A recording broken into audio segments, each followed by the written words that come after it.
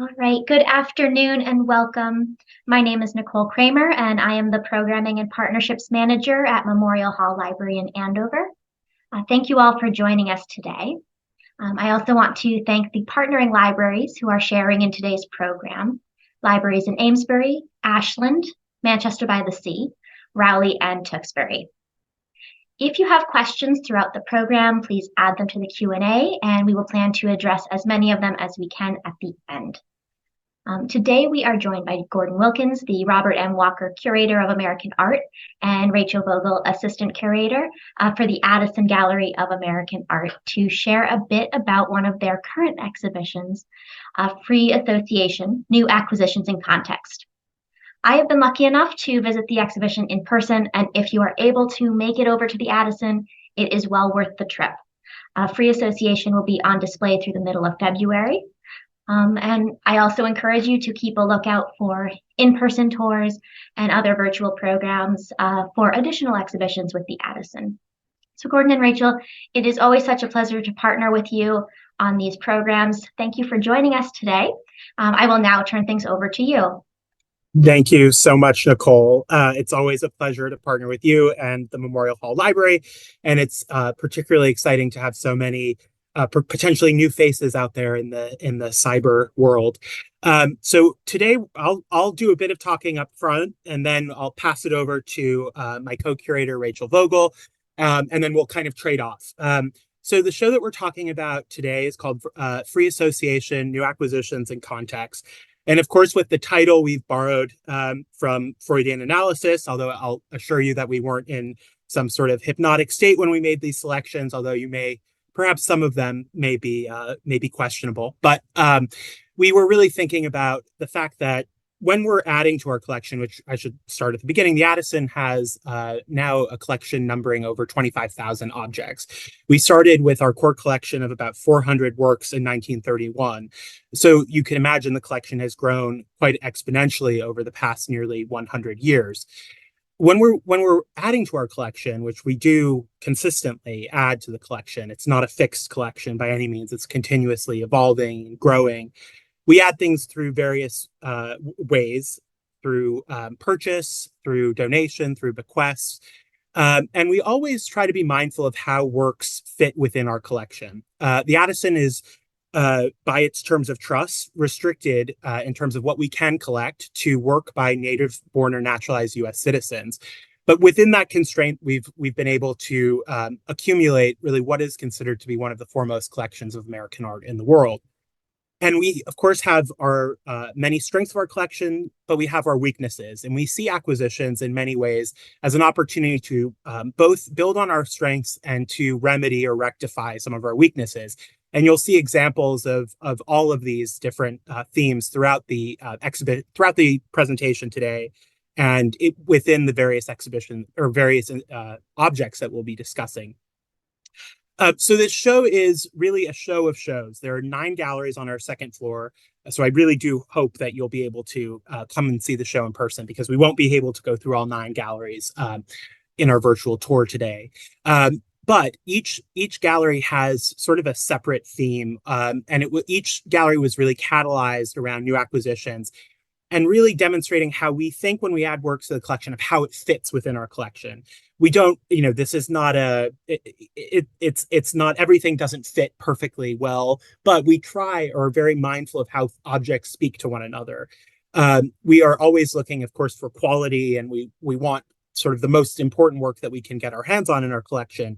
But we also think about, how does this speak to stuff that's been in our collection for decades? How is this positioning us to further grow our collection? What is this adding to the stories that we're able to tell? We also think a lot across objects, across time periods, across media at the Addison. So when you come to the Addison, it's not uncommon to see photographs coexisting next to paintings, which is something that that's one example, but something that you rarely find, particularly in larger museums, where you have to worry about things like light sensitivity, rotations. Nothing at the Addison is permanent. We reinstall our galleries multiple times a year. So we're able to do things that a lot of bigger museums that aren't quite as nimble perhaps are not able to do, mixing media, mixing time periods. We can do things that we don't have to stay up on the wall in the same exact place for a decade, which is really the kind of time period that most museums think of when they plan permanent collection installations.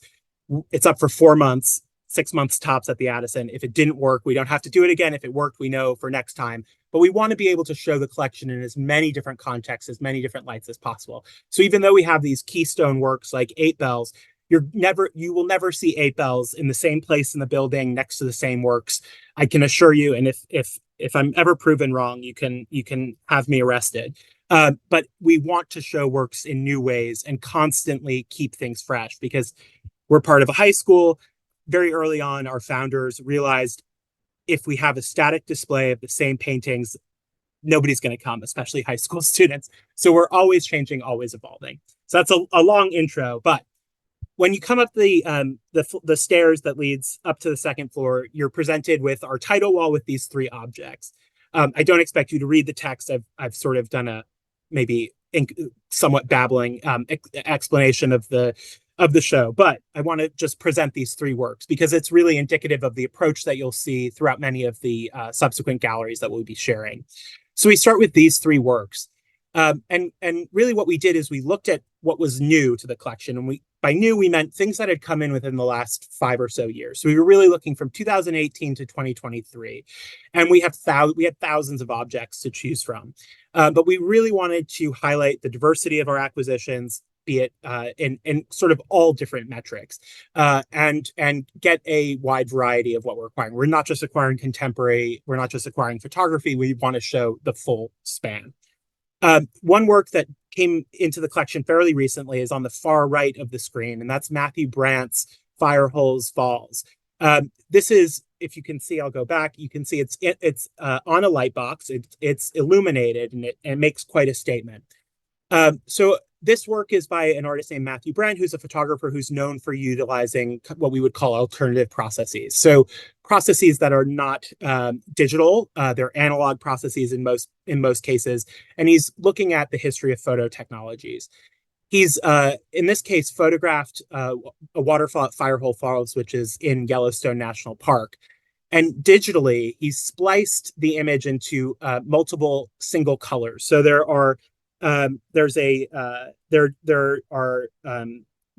color separated as cyan, magenta, yellow, and black. And he has printed the image on these Duraclear sheets. And Duraclear is a polyester photographic substrate, sort of like X-ray film. And he's layered them. So each layer is just the image in cyan, just the image in magenta, etc. And he's layered them. So you have this, again, sense of depth in the work, but then you also have this incredible streaking chemical pattern that you see. And that's accomplished by utilizing water that was actually collected by Matthew Brandt at the source. So he collects water wherever he's photographing, and this was a series of waterfalls. So he's collected water from Firehole Falls, taken it back to his studio, and created this sort of pump that evokes a waterfall. And he's fixed the image with water that was actually drawn from the source that he's photographing. And that causes this sort of irregular chemical streaks. So we thought about this patterning. We thought about these sort of otherworldly abstract colors. We thought about the motion that's evoked in this photograph, and then thought of what associated objects could we pull from our collection. I think there was a really obvious choice that we all sort of thought of right away, which is on the far left, Marguerite Zorach's wonderful late work, Waterfall in the Desert. Marguerite Zorach was a celebrated, really multi-hyphenate modernist artist. She was not just a painter, she made prints, she designed textiles, she did hooked rugs, she created art environments. She was a really multifaceted artist. She was from the West originally and was always drawn to Western imagery, even though she spent most of her career on the East Coast. And she returns to the West toward the end of her life in these amazing paintings of national parks. So here you have this beautiful waterfall rendered in these very high-key Fauvist colors that when you see it next to Matthew Brandt, this reproduction isn't quite punchy enough with the color, but you do see a lot of the similar tones being present in both works. So you have a literal depiction of a waterfall painted in this abstract style. on the same wall as a fairly abstract photograph of a waterfall. And then in the middle, we have Morris Lewis's For Karen, and we started thinking about the process that Matthew Brandt utilizes of allowing entropy, of allowing gravity to be a major participant in his creative process, where he's leaving it to chance how the water will cascade over the various prints, and there's a lot of room for error. And we thought of another artist represented in our collection who was very similarly physical with his painting application of paint, and that's Morris Lewis. We have three pillar paintings by Morris Lewis in our collection. This is just so happens to be For Karen from 1962. Morris Lewis was famous for his stain paintings. This was done the last year of his life as he was battling lung cancer caused from poor ventilation and the inhalation of various paint fumes, turpentine. He was thinning paint, which is never a great idea to do in an unventilated space. And what he would do, though, is he had this very liquid paint that he would pour and allow to cascade, and gravity being a major sort of co-artist or co-author in his painting style. And so we have, again, colors that reference the two other works, thinking of motion, thinking of entropy, of gravity, of natural forces exerting themselves on canvas. And we thought this grouping is really positioning you to look across, to make associations that you may not be familiar with, you may not be comfortable with, you may not be prepared to make, but looking across the entirety of the collection, irrespective of time, of media, of subject matter.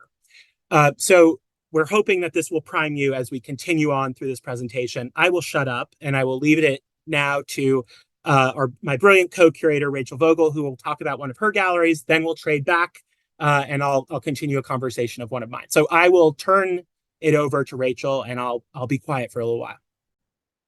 Thanks, Gordon. So as Gordon mentioned, these 9 separate galleries each take up a different sort of thematic installation, and those themes either could be based on subject matter, like the American West, or motif. And this gallery, Bauhaus Legacies, takes up both the legacy of the Bauhaus, which was an art and design school founded in Weimar, Germany in 1919, and also the story of the Addisons' early support of Bauhaus artists that immigrated to the United States when the Bauhaus was shuttered by the Nazis in 1933. And so what was the Bauhaus? It really was this incredibly important hub of this international network of modern art. And it would really play an important role in spreading modern and abstract art across the world. And one of the things that was really radical about its pedagogy was the way that it united art and craft and design and technology. So in the aftermath of World War I, the Bauhaus believed that art and design could really play an important role in improving the conditions of everyday life, and really fusing form and function, and in improving the way that life was lived.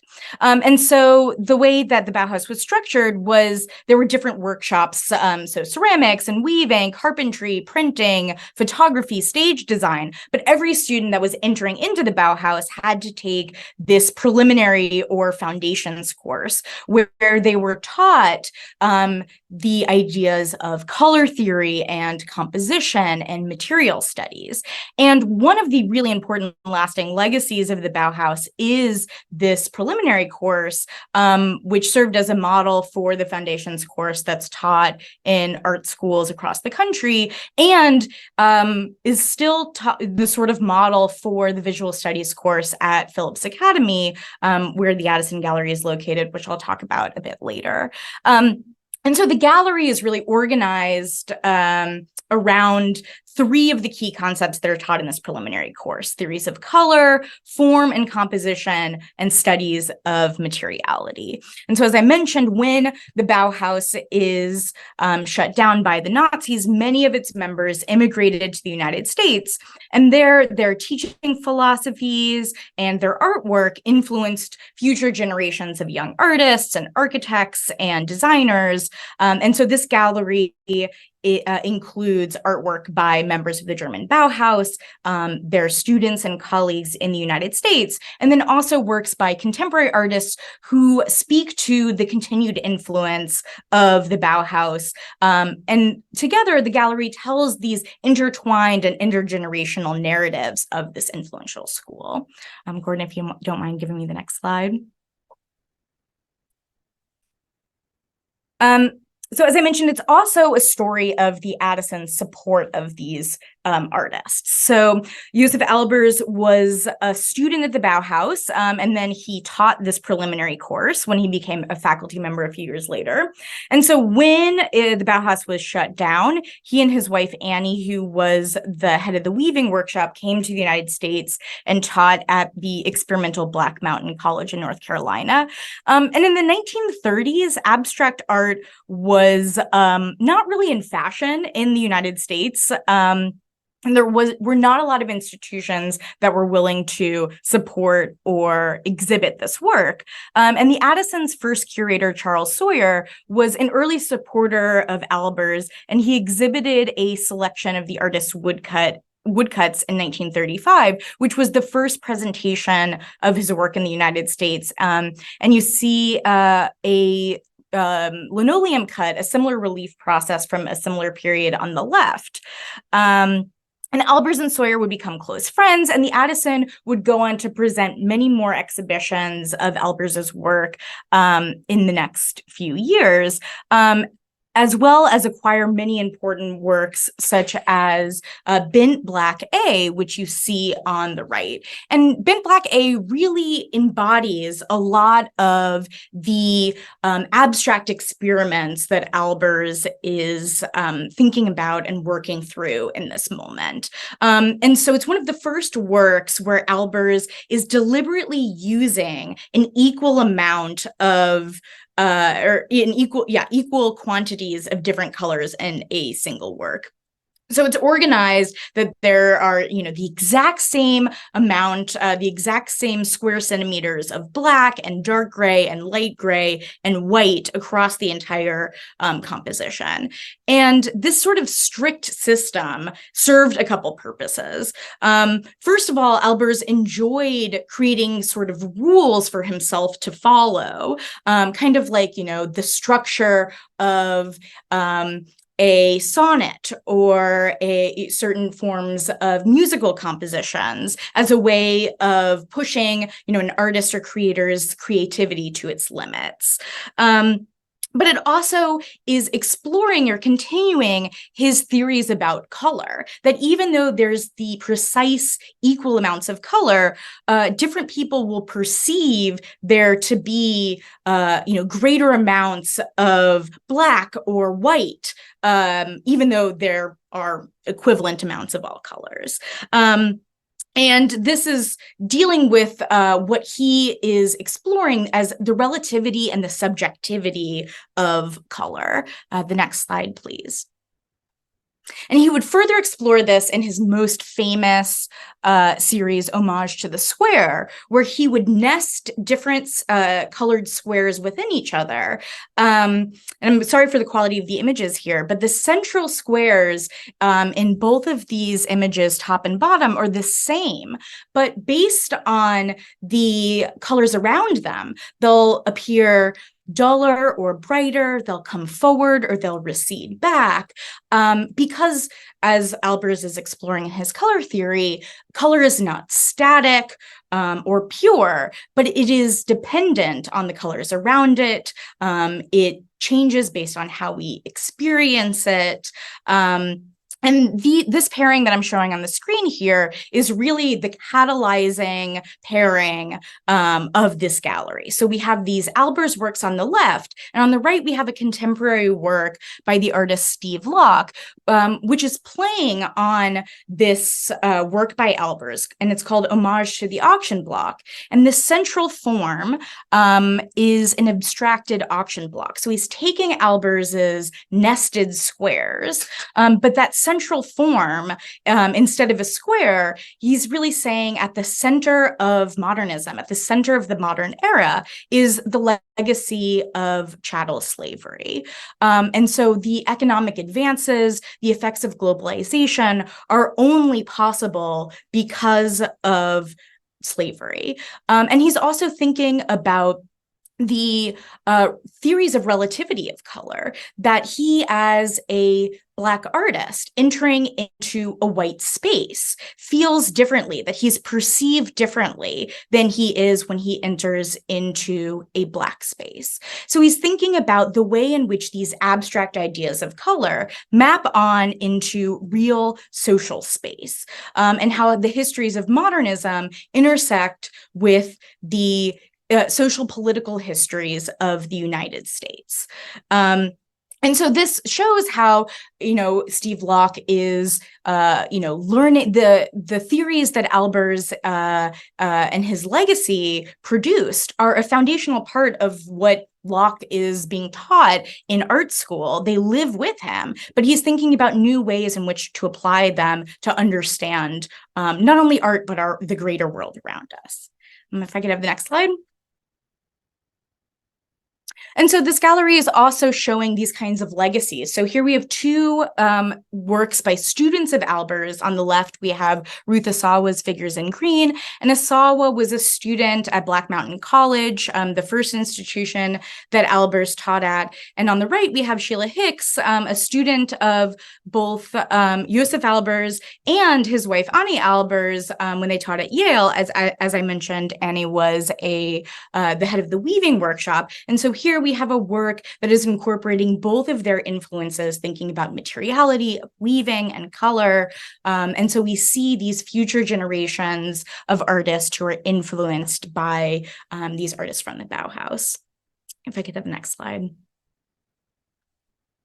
And here we have Asawa's work next to another Bauhaus artist, Werner Dreyfus. And you can see how the forms of Asawa's work kind of mirror the forms that we see in Dreyfus's work. And for those of you who are familiar with Asawa's sculpture work, these biomorphic sculptural hanging works, these made of wire, we can see how this early painting when she was still a student, it anticipates her later wire forms. And the Addison also was the first museum to acquire and exhibit the work of Asawa. So it's continuing the story of the Addison support of Bauhaus and Bauhaus taught artists. And so we see this kind of influence of form, this kind of rhyming of the motion expressed in the movement of Asawa's Figures in Green, and in Dreyfus's forms, who was influenced by the abstract artist Vasily Kandinsky at the Bauhaus.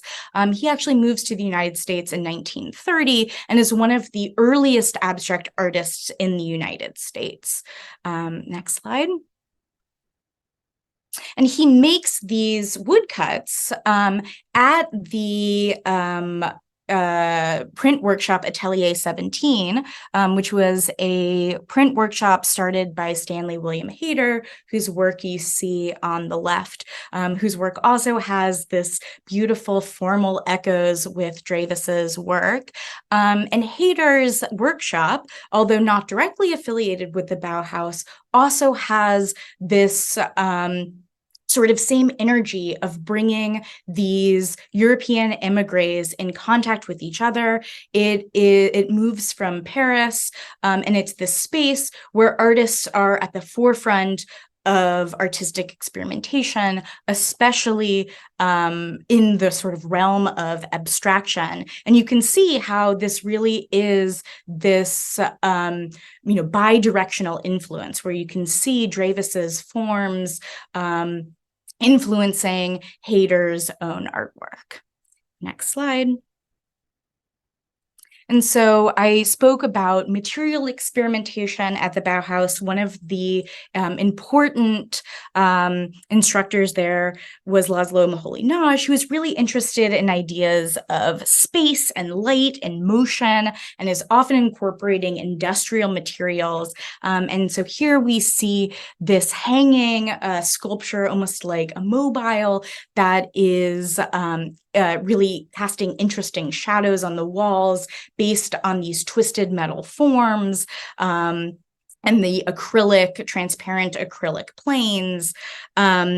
And so he takes over as head of the metal workshop at the Bauhaus, and really starts producing these lamps because he's especially interested in the use of light as an artistic material. And you can see the sort of interest in light in the way that he's creating structures that are meant to reflect light across physical space. And when he moves to the United States, he starts what's called the New Bauhaus, later called the Institute of Design in Chicago, where he also is teaching a new generation of artists, and spreading this Bauhaus pedagogy throughout the United States. And one of his most notable contributions was his exploration of the photogram. If I could have the next slide. And so the photogram is it's basically cameraless photography. So using a photosensitive paper, putting objects on that photosensitive paper and exposing it to light. Here we have an example by Georgi Kepish, who was a student of Moholy-Nagy, and he would be the head of the color and light department at the New Bauhaus in Chicago. And photograms would become a really important part of the curriculum at the New Bauhaus, and it would become one of the most important photography departments in the United States. I could have the next slide. And here's where the Addison's history again comes in. So Gordon Diz Bensley is a student at Phillips Academy, and then comes back as a faculty member. In between that, he studies at the New Bauhaus, where he's introduced to photograms. And you can see two examples of his photograms here. And in addition to bringing his love of photograms, he also brings back that Bauhaus pedagogy, introducing this elementary visual studies course where students train their eyes by going out with a camera, working in the studio, studying shapes and colors, and working with the practical aspects of design. And could I have the last slide? And so we also include artists who are working with photograms today. So here we have a contemporary example by Farah Karapetian, who she's kind of combining the photogram with a sculptural practice. So she creates these sculptures out of translucent material. Here she recreates her father's drum kit, and creates these photograms that, because they are singular, they are created by that one shot of exposing it to light, it embodies some of the singularity of a musical performance. And she's continuing some of that material experimentation, with the idea of light. Now I will turn it back over to you, Gordon. Okay, thank you. So a wonderful transition here to a gallery that deals explicitly with light. So of course we've gone from a very kind of specific area of our collection that we are actively growing and responding to. Here we have a far more general kind of amorphous theme of light. But this gallery really catalyzed around two specific acquisitions, which I'll speak more in depth about. So the first really catalyzing acquisition is this really exquisite work by Qingho Cheng. And this is from Qingho Cheng's Shadow series, and it's actually airbrushed gouache on paper. Qingho Cheng is someone who has certainly not received the kind of due that he is deserving of. He was born in 1946 in Cuba to a Chinese diplomatic family. In 1950, the family emigrated to the United States when they realized, with the ascendancy of Mao Zedong and the Chinese Communist Party, that it was not safe for them to return to China. The family settled in Queens. Ching had a very much all-American sort of upbringing, went to the Cooper Union, was involved in anti-war activism, which was a profoundly, that period of tumult around the Vietnam War was a particularly traumatic event in Ching Ho Chang's life, and really led him down this path toward the exploration of Taoism. And this sort of embrace or opening of his mind to the metaphysical, the unseen forces that operate in our life. And one of those forces that became a predominant sort of focus of his work is light in and of itself. So this is a work executed in the Chelsea Hotel. Ching moved into the Chelsea Hotel in the 1970s, early 1970s, and lived there until his untimely death in 1989 of causes related to HIV/AIDS. He was part of the Warhol factory scene. He was really the only Asian American in that scene. He was very good friends with Tally Brown, a Warhol superstar. He led this remarkable life that is unfortunately really sort of receded into the background, although I'll speak to that in a moment. So this is actually this exquisitely rendered study, very closely studied, almost sort of meditative study of light as it was cast through the window and distorted onto the wall in one of his apartments at the Chelsea Hotel. So he was extremely meticulous. So this was a very carefully rendered and studied depiction of light. And imagine just how difficult it is, if you think about it, to capture light and to capture light accurately. It's the bane of many artists' existence. But it is this motif and force, of course, that sustains life, but also is found throughout art history. And Ching is one of the great sort of practitioners of art about light. He really saw light as a symbol for hope and happiness, and saw light as a manifestation of the metaphysical in the everyday. So thinking of that as sort of a jumping off point. So that was the catalyst for this gallery, one of the two. And thinking about how that work could enter into dialogue with other works in our collection. Very early on, I was really kind of drawn immediately to our remarkable photography collection. Of course, photography is quite literally light writing. Early practitioners of photography, early critics of photography back in the Daguerrean era thought that the sun was really the active ingredient in photography, more so than the photographer. The sun was the agent in the photographic process. So the sun, light has always been, of course, paramount to photography. And here we have two very sensitive depictions, carefully studied depictions of light effects. The Ray Metzger on the left is the light coming through under and through the doors of a church. On the right, we have a really incredible vintage Aaron Siskind of a shadow on a board wall. Thinking also of the artistic possibilities of light and shadow. Two works from 1930, work by Kepish, who we saw in a very different style with his photograms in Rachel's gallery. Here we have a sort of a more standard earlier work prior to his immigration to the United States. This is a Berlin street scene, and you have this amazing figure, backlit figure, casting this distorted shadow that almost looks like a center line on a road. These really strong parallel lines receding into the middle ground. And then you have this spectacular Martin Lewis of a similar scene of backlit women and one man and two men walking down the street in New York. So again, the graphic compositional potential of light and the art, many artists, examples of the many artists who have really relished light and the depiction of it. On the left here we have Charles Harbut's aboard the Mistral, France, which when I think of that, I can't help but thinking of Bernice Abbott's science pictures, particularly this remarkable image of beams of light through glass. Bernice Abbott was known for many things. She was a really versatile, quite remarkable artist who started her career, really made a name for herself documenting the changing and rapidly developing streets of New York. She had many acts in her life, and one of the most important periods of her life was her time as the photographic editor of Science Illustrated. which she began working at in 1944. And then in 1958, she accepted a position at MIT and made a series of photographs that represent very core concepts in physics.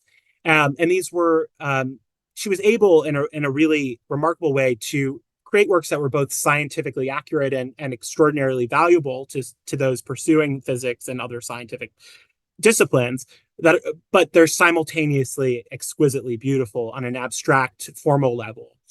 So this represents the diffraction of light passing through a glass triangle, and you see the beams of light on the left in this photo of a woman in a kind of contemplative pose above Le Mistral and the train in France, with the light coming through the blinds.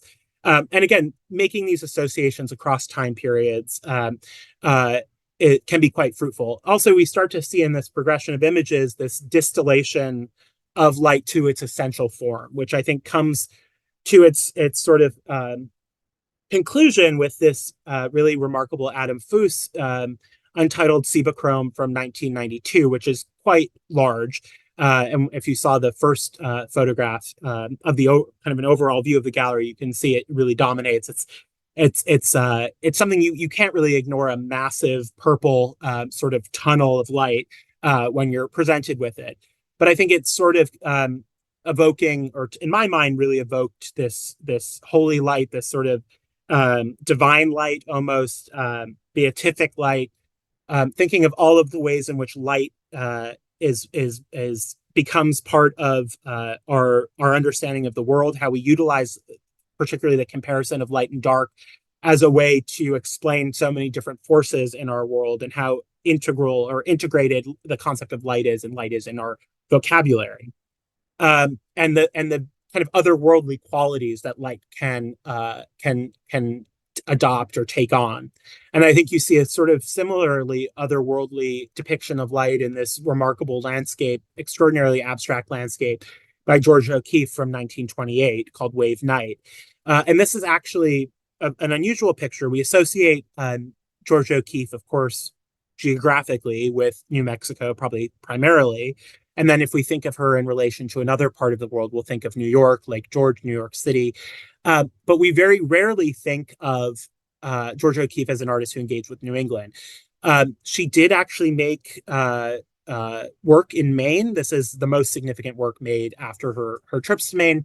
But she did visit York Beach in particular many times, particularly in the 1920s, as her marriage with Alfred Stieglitz was facing many challenges. She would retreat from the city to York Beach, Maine, and she has these great she reminisces later on about these amazing walks on the beach with the waves lapping at night with faint sources of light, perhaps the moon. You see this white dot, could be a moon, could be a lighthouse in the far distance, and this kind of otherworldly, again, almost divine quality of light that she captures in this very again meditative depiction of and kind of destabilizing depiction of waves as they kind of slowly and deliberately lap across the surface of the shore. So here you see that we've kind of moved.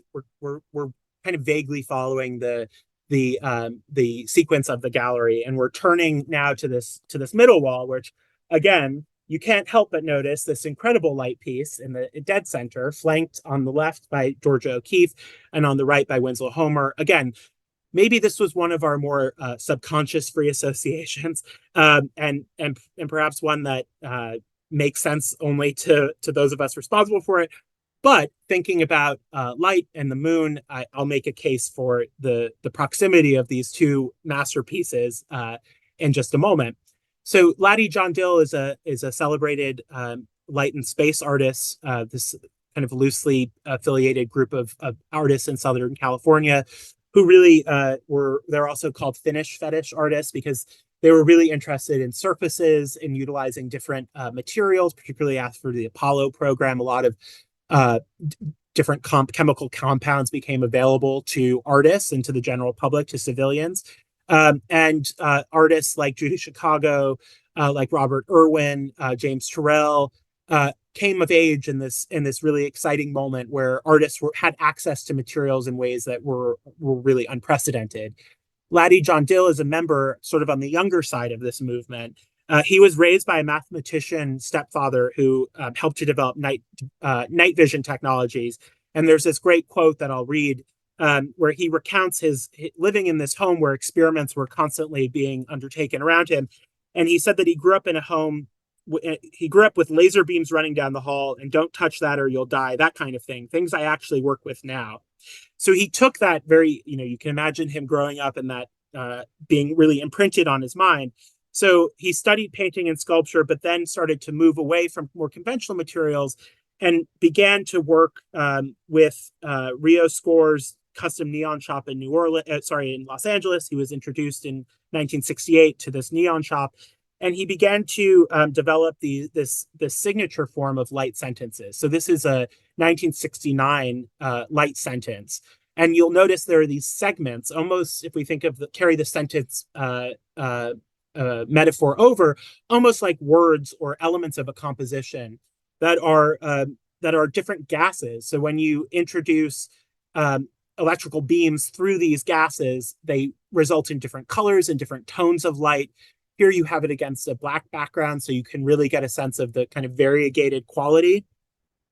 So these are wall-mounted, and they can either be mounted vertically or horizontally. I made the decision, and I think it makes the most sense to orient this particular work vertically, because if you look at the title and the date, Rising Moon, 1969, of course, the same year as the Apollo landing, this work takes on a really interesting sort of documentary or historical quality as well, evoking the sort of mystery and majesty of the moon landing. And you can almost read it as this ascent vertically into space from the bottom to the moon, represented by this sort of yellow glow at the top. I'll mention also this, Laddie John Dill's work was featured in an exhibition that the Addison hosted called Light Space Surface. We often like to acquire works that relate to exhibitions. We had no significant work by light and space artists prior to this exhibition, which was drawn entirely from the collection of the Los Angeles County Museum of Art, which understandably so has the foremost collection of light and space works in the country. And we really were drawn to the work. We didn't have any significant work by light and space artists, but we also knew it was not within our budget or practical for us to try to acquire a massive, 6-foot high obelisk or a major light installation. And we were really drawn to the poetic, meditative quality of Laddie John Dill's work. So when we were presented with the opportunity to acquire this work, we really jumped at that chance. And we're really glad that this temporary exhibition sort of has a more permanent manifestation now. So the moon was another sort of detour or sparked other conversations in my mind as I was putting this gallery together. We have this remarkable paint. We have a really remarkable Winslow Homer collection, but one that I find to be perhaps even more, well, I believe it to be more enticing and mysterious and exciting than our famed Eight Bells is Kissing the Moon, which is a late work by Winslow Homer, painted in 1904, just about 6 years before he died in 1910, where he's certainly confronting his mortality. His work is really all about the sort of fallacy of man and man's sort of delusion that he can be in control of the natural world. So much of Homer's work, particularly his maritime paintings, are about the conflict between nature and humanity. And here you have three figures. In this, you have the suggestion of a boat, but it's not really explicitly rendered. And you have this strong kind of diagonal of this wave that's largely obscuring the boat and largely obscuring the bodies of these subjects, so that you really only see fragments of them poking out of the water, almost bobbing out of the water, as if they'd already been cast overboard and into this turbulent sea around them. And you have this one man on the far right looking off into the distance at the moon, and the title is Kissing the Moon. You have this little crest, and I really urge you to see it because it's so delicately rendered, this bit of almost sea spray that's coming off the surface of this cresting wave, and covering the surface of the moon. So you have this man looking perhaps at the moon for salvation. But for me, this is really almost like an image of the river Styx. These are people who have perhaps made peace with their situation. There's no detail in this work that suggests that this outcome is going to be positive for these sailors. Even other works by Winslow Homer, you'll see it appears as though all hope is lost, but you'll see a ship in the far background that could be a sign of hope. Here, there's really no hope. So this is of course a very uplifting talk that we're giving. But I also wanted to bring in literal depictions of the moon, scientific depictions of the moon. So on the right, you have a brand new acquisition. We received a series of lunar orbiter photographs of the moon taken in 1967. This was a NASA program that was a very successful mapping program where unmanned, of course, satellites, orbiters were sent into space with full photo laboratories on board. And so what would happen is a camera would take photographs, they would process them, and then beam them to Kodak headquarters in Rochester, New York, in strips over radio frequencies. And then in Rochester, technicians would then sort of place the strips to make a legible image. They're extraordinarily high resolution, particularly considering these were made with an unmanned satellite 50 plus years ago. In fact, they were so specific and so detailed that in many cases, the actual quality of the image was deliberately diminished by NASA because they were fearful that Soviets would be able to sort of reverse engineer the technology or would become paranoid about how advanced the technology was, and particularly in its applications to spy satellites.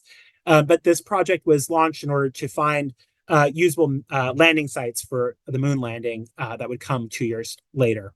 So I'll wrap up this next section, or my section, and hand it back to Rachel, who will talk about the grid, and then I'll be back with my final section after. Great. So this gallery is looking at our really strong collection of minimalist art, and through the lens of the grid. And minimalist artists in the 1960s were frequently relying on the grid as this kind of underlying structure for their artwork that provided this systematic and orderly framework that, evokes this kind of neutral and rational sort of sensibility that appealed to artists who in this moment were attempting to produce art that distanced the artist and the artist's hand, the idea of gesture from their art. So there's this kind of impulse from minimalist artists to rely on rules and systems to delegate out the fabrication of their artwork, to really react against a lot of the sort of expressiveness and sort of machismo of the artists themselves that is associated with artists like Jackson Pollock and abstract expressionism. There's this remove of the artist, of expression, of narrative, of biography to create these really stripped down artworks that are about the sort of object itself. And the grid seemed like a tool that would be really helpful in pursuing that aim. So on one hand, this gallery is exploring artists that are using the grid in that way, but it's juxtaposing those artists with a lot of new acquisitions by artists who are using the grid in ways that are challenging that kind of view. So artists who are using the grid as a kind of container for their life stories, for thinking about how the grid is a way of understanding, a container for all of the world and its experiences in ways that really challenge that sort of neutral, objective, minimalist version of the grid. If I could have the next slide.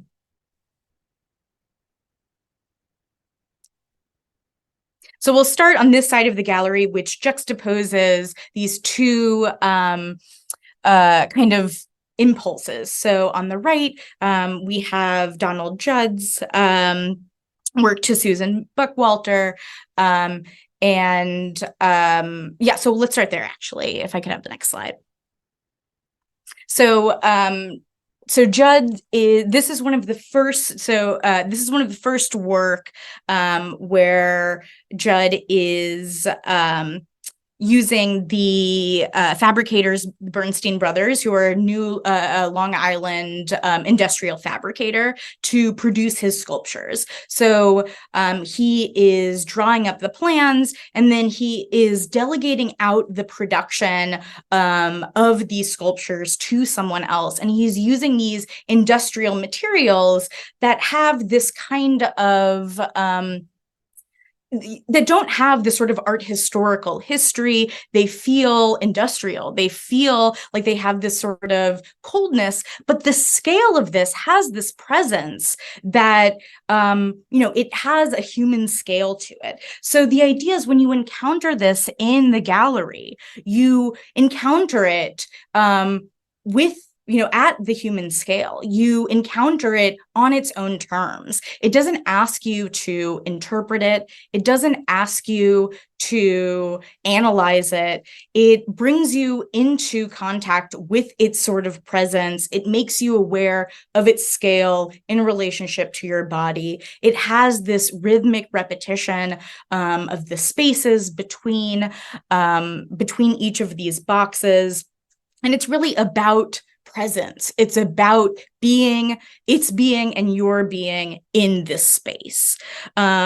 And this is exactly, this perfect embodiment of this sort of minimalist approach to the artwork, to presence, to the evacuation of this sort of art historical tradition, and this kind of fresh start that these artists are, trying to,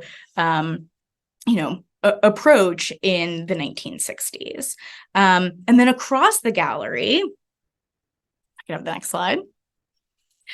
We have a new acquisition that is challenging on almost every term what the Donald Judd is attempting. So this is a work 168-808 by Cheryl Rowland. And this work evokes formally the Judd in many ways. It has these industrial materials, and these are steel channels filled with a kind of, if you get very close in person, you can see there's a kind of liquid running through them. This kind of geometry that's a little bit cold, a little bit sterile. But if the Judd is about evacuating biography, about evacuating meaning, this work is all about telling a story about the artist. So this work is giving form to vivid memories that Cheryl Rowland has of the 10 months that he spent wrongfully incarcerated in a Washington, D.C. prison. And so through this form, he is recalling the experience of spending day after day in his two-man cell, where he's passing the time running his finger through the space between the cinder blocks that lined his cell. And so he's using this as a kind of meditative practice, tracing the caulk between these cinder blocks and using this as a kind of escapism. So if in the Judd, it's about presence, it's about being in the space, it's about understanding your bodily relationship to the sculpture. This is about, this idea of seriality and repetition as a way of, fantasizing being anywhere but here. And that liquid that's filling the channels that I mentioned is acrylic paint mixed with Kool-Aid, which brings back memories of childhood celebrations. And in prison, it's also a very adaptive artistic material in its own right. And so this artwork is about telling a personal history, telling a personal story through these same sort of formal means that minimalist artists were trying to sort of segment out the personal, the narrative, the experiential. If I could have the next slide. And so on the same wall as the Cheryl Rowland, we have two other works who are thinking about how the kind of structures of the grid, these geometries, allow us to think about these sort of structures of containment. So on the left, we have a screen print by Peter Halley, who adopts the language of geometric abstraction to explore the organizing structures of social space, also a Phillips Academy alum. And so across his artwork, he uses these three units. So he has these monochromatic squares that we see on the left that he calls cells, these shapes that are interrupted by vertical bars, like what you see on the right that he calls prisons, and then these tubes that connect these shapes called conduits, like we see also on the right. And so combining these shapes, he evokes a circuit board, he evokes a kind of aerial view of urban planning. And in overall, he's thinking about how geometry is not a sort of neutral formal structure, but in fact is the way in which we organize. It's a powerful force in which society is organized, that it controls our behavior, that it controls the way that we interact with others. He calls them diagrammatic images of confinement. And specifically now more than ever, that there are ways in which our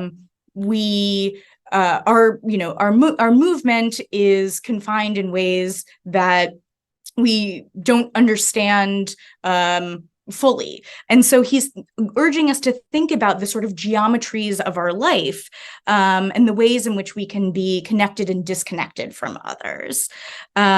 Similarly, on the right, we have a work from another Andover alum, Joseph Cornell, who's most known for these box works that sort of create portraits, typically of individuals, although this one is a bit more sparse, a bit more pared down. And it also seems to be a sort of metaphor for the ways in which we live in relationship and in separation from others. So it's called Cage, and we see these three balls that are in separate compartments from one another. And some of the balls have a possibility of moving between each other through the hole that you see at the bottom portion. But there's this sort of fencing that prevents that top ball that at the top right from connecting. So it also serves as the sort of metaphor for thinking about the ways that that physical space orients the way in which we relate to other people.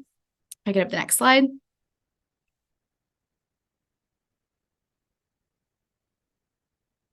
And the most explicit sort of contestation to the way that minimalist art is removing the sort of reality of the artist from the grid is this work, New Acquisition by MacArthur Binion, who takes this grid structure, but underneath it, what he calls the underconscious of the work, he includes pages from his address book.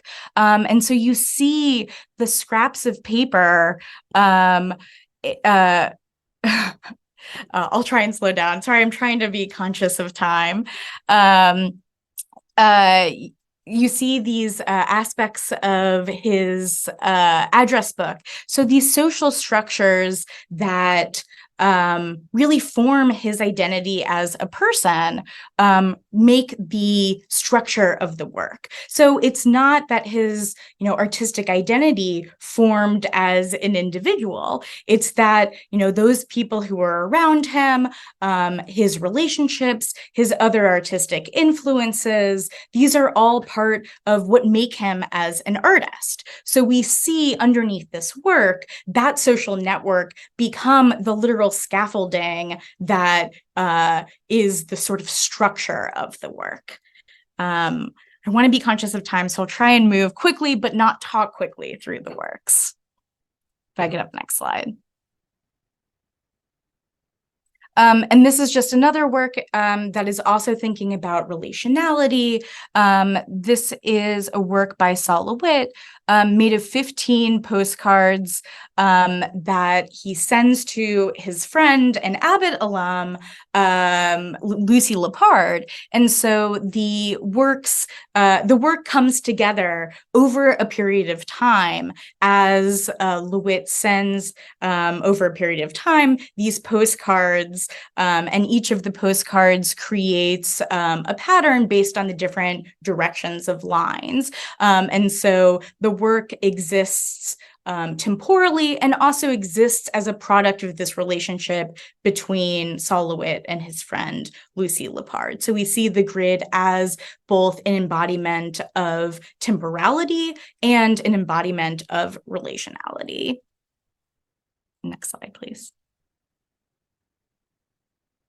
And building on that, we see artists who are using the grid as a way of exploring the structure of time. So in this great work by Hollis Frampton and Marian Fowler, we see how both the gridded background and the grid of the sequencing of images shows that we can create a narrative. So just by photographing, in this case, an apple in increasingly zoomed in images, it creates this sort of ominous narrative of an apple that is about to take over and attack. And so that structure of the grid in the background, which creates a sense of scale, and the grid of the overall composition, which implies sequencing, produces an understanding of time and narrative.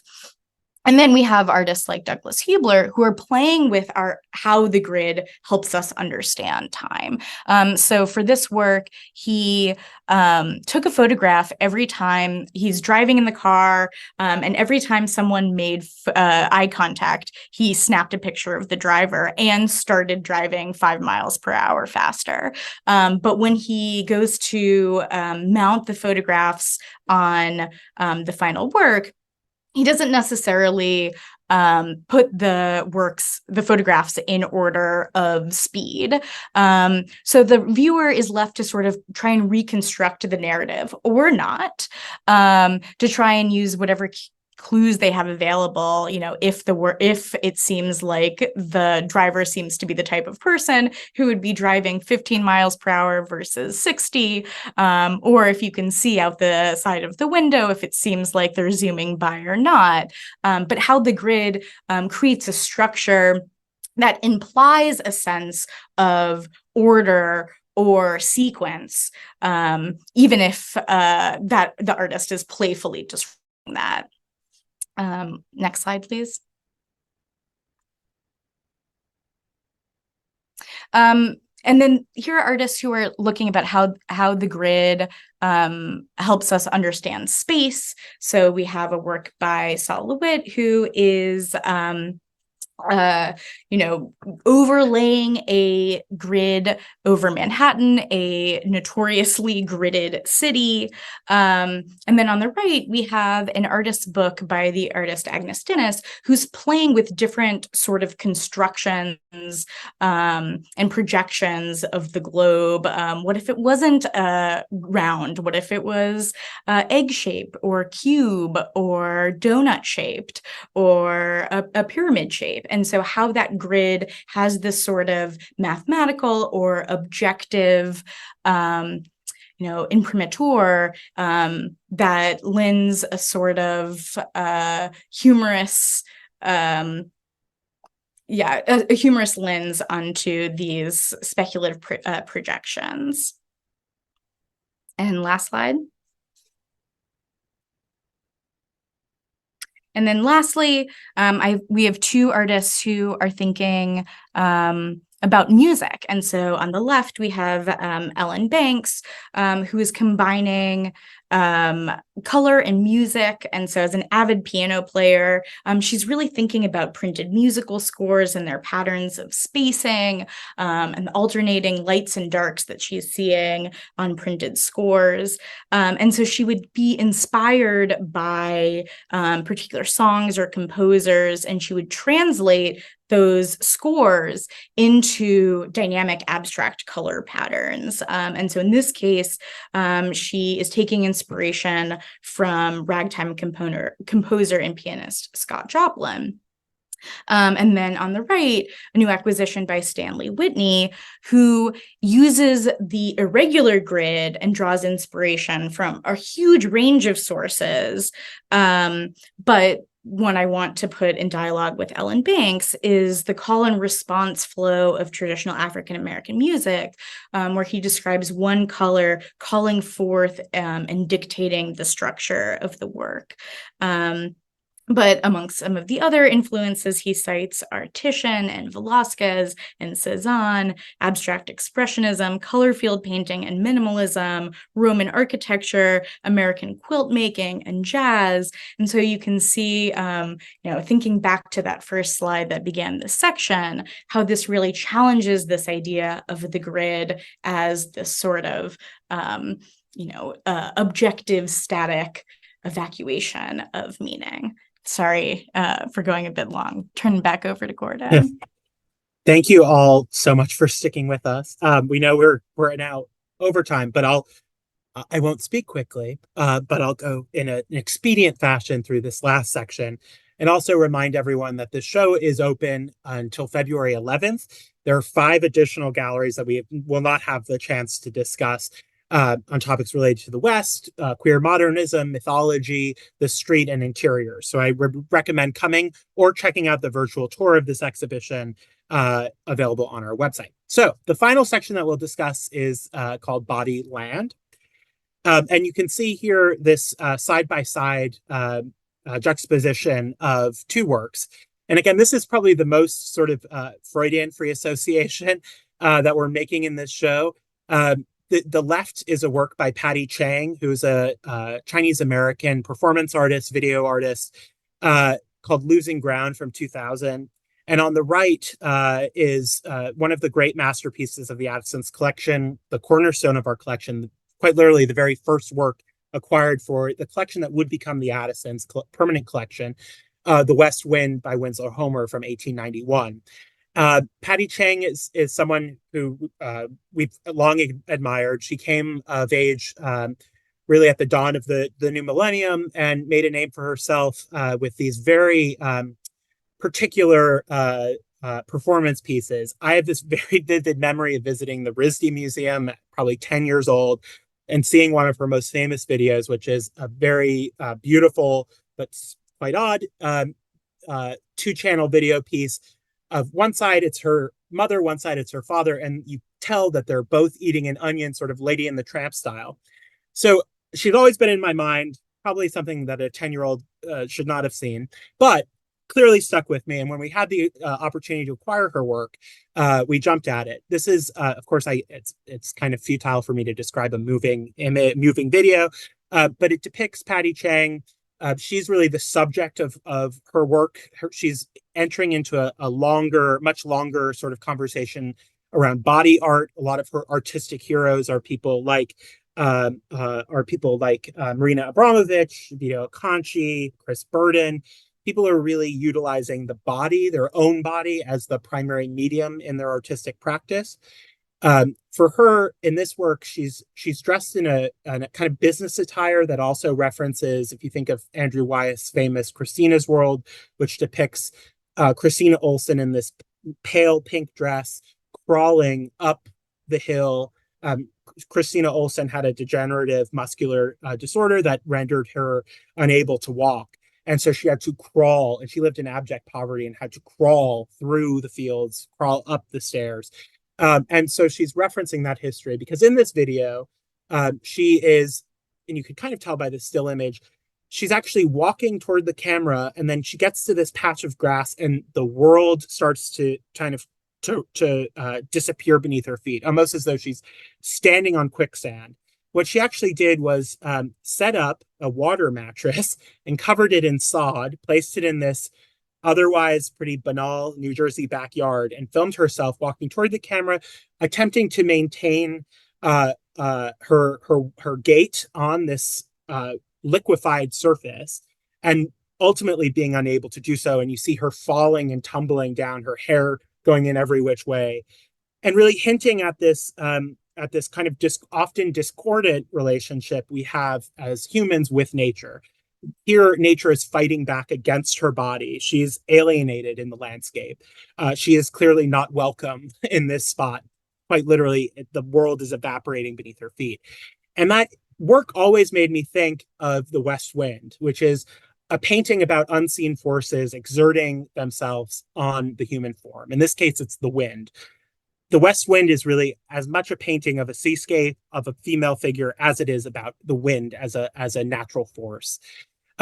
There's an apocryphal story I quickly mentioned. John Lafarge was a good friend of Winslow Homer's. They had a bet that the first one who could come up with a great painting that used primarily browns would win some amount of money. This was Winslow Homer's answer. He clearly won.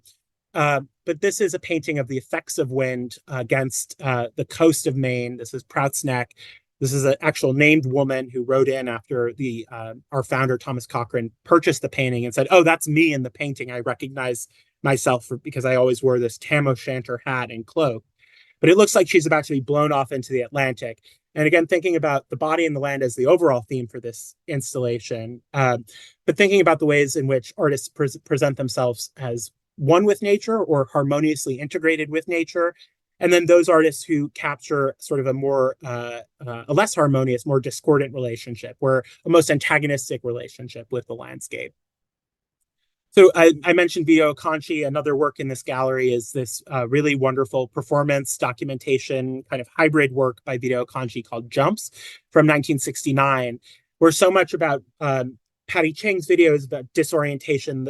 Everything starts to shake. You lose sense of context where you are. And about 50 or 40 years earlier, Vito Acconci was exploring the impact of his body in the landscape and sort of embodying and utilizing the camera as not a neutral tool to kind of objectively capture himself jumping, but he's holding the camera and jumping with the camera, almost trying to capture direct human sensation of jumping, of being in nature, and seeing the kind of fuzziness and the blurriness that comes when you're jumping around outside. So kind of working our way around the gallery, and of course understanding that we don't have endless time here, we jump across to a wall that is anchored by this painting on the left by Abbott Henderson Thayer, who is an artist associated with this area in particular. He was in the sort of New York, Cornish, Dublin area scene. He is also really well known for his paintings of women, particularly in sort of angelic clothing, or clothing that references classical mythology. The Addison actually owns the very last painting that he did, which is called Monadnock Angel. He was an environmentalist, led the calls for the protection of Mount Monadnock, and was a really influential environmentalist, and later became sort of a crackpot camouflage theorist. He did some really interesting work with camouflage that he thought would have real world applications. I think it's proven with time that it was more fanciful and whimsical. His understanding, one of his theories was that flamingos are pink because they can camouflage with pink sunsets. He was a very interesting, but perhaps not scientifically grounded theorist. Here we have a very early work by him called Hunter in the Woods, which I think almost anticipates a lot of the camouflage work. A lot of what he did with camouflage was about animals adopting characteristics that allowed them to blend in or be camouflaged in their surroundings. And here you have this hunter in the woods who almost disappears into this wooded landscape. There's almost this evaporation of form, and this dog, again, becomes part of the trees that recedes into the background in a sense. And thinking of associations, I started to think about double exposures and how you can have these totally, in the case of this image, unintentional double exposure that has this incredibly poetic, kind of uncanny, somewhat disturbing quality. This here you have this picture of kids on a bench that was a double exposure, and thus you have this sort of figure of almost spectral women and children sitting on this bench that dissolve into this grassy landscape. And thinking of the relationship between what Thayer is thinking about with camouflage in the natural world, and then making these connections with vernacular photographs like the one on the right. Totally accidental, would have likely been discarded, but something that takes on a new kind of a new context when placed in conversation with this work. And I'll very quickly mention that this is part of a gift of over 1,000 vernacular photographs from Peter Cohen, who's the foremost collector of vernacular photography in the United States. He has a very interesting system where he accumulates lots of photographs and then divides them into really unusual categories. One is the mysteries of modern dance, women in trees, human pyramids. And then he invites curators to come to his apartment and sift through thousands of images.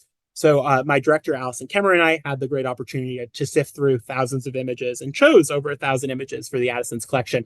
And they're sprinkled throughout Free Association and also our show downstairs called Sea Change.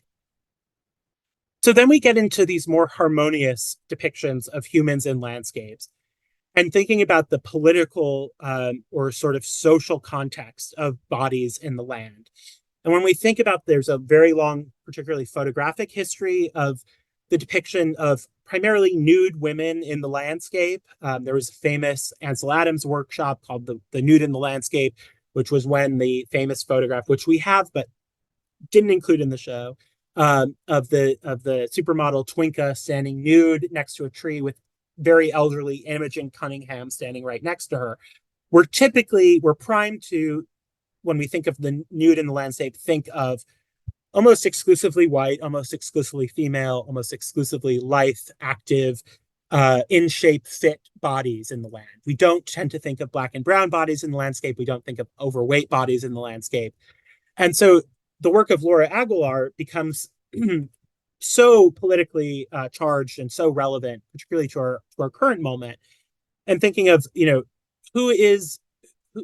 do white people lay claim? Can they lay claim to the entirety of are white people at home in all of America?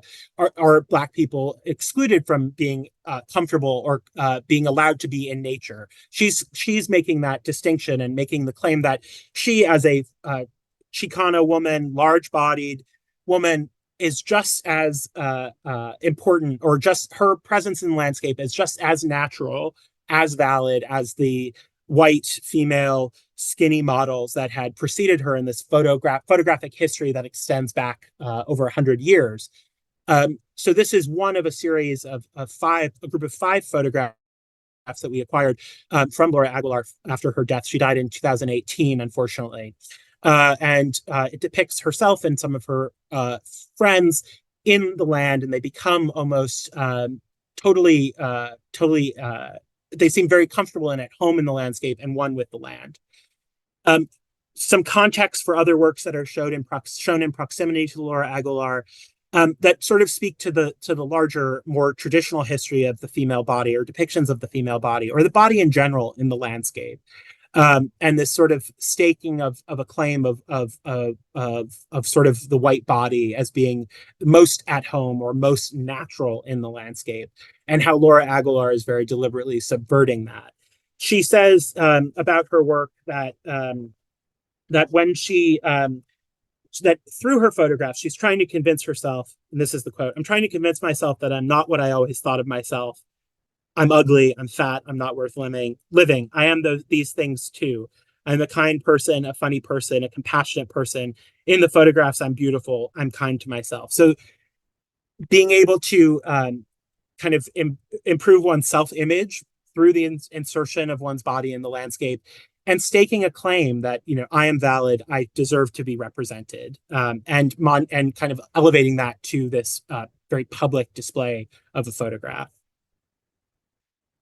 We continue on with Laura Aguilar on this one wall and transition into Ana Mendieta, both Latinx artists who had kind of a profound impact on the way that particularly contemporary artists are grappling with the interrelated qualities of the land and the human body. So here we have another work by Laura Aguilar, Nature Self-Portrait number 3 from 1996, where you see her from behind, next to some sort of kind of glacial formation, rock formation, with water next to her.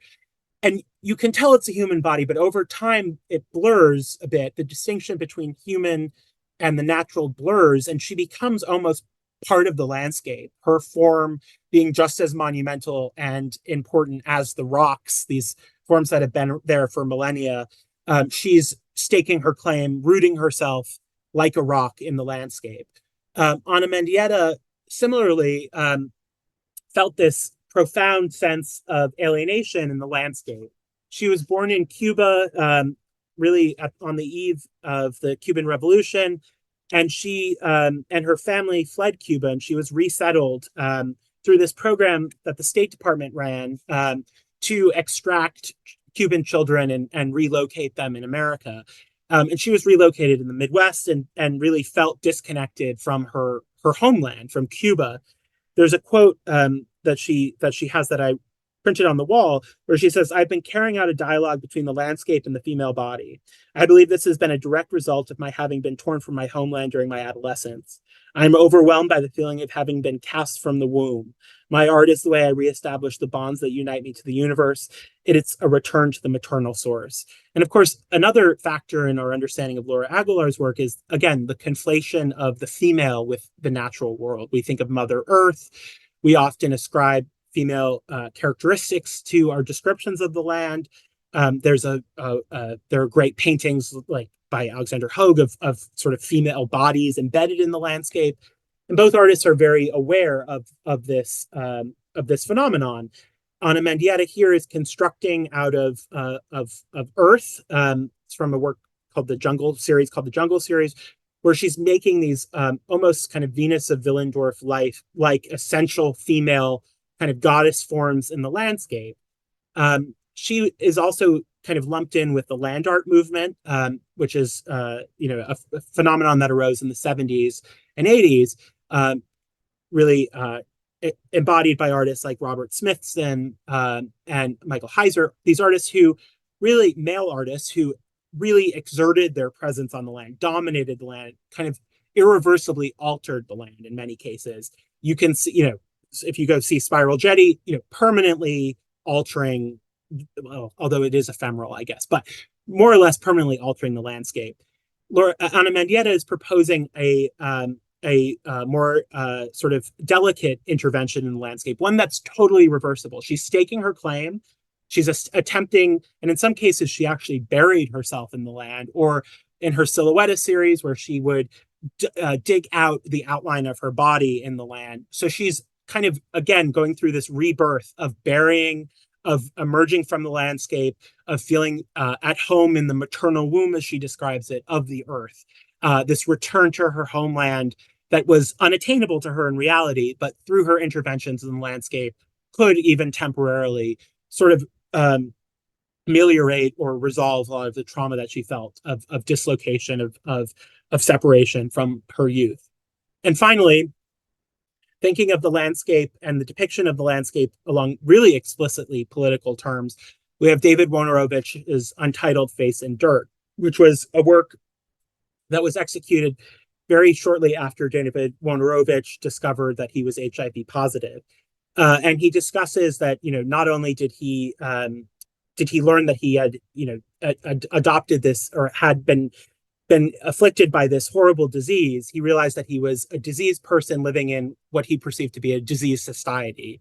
He was in a society that would much rather see him buried underground, forgotten about, than have to really look itself in the mirror and confront the marginalization of people with AIDS, of HIV positive men and women, the marginalization of gender nonconforming and people who fall outside of the sort of straight archetype that our society is really built around.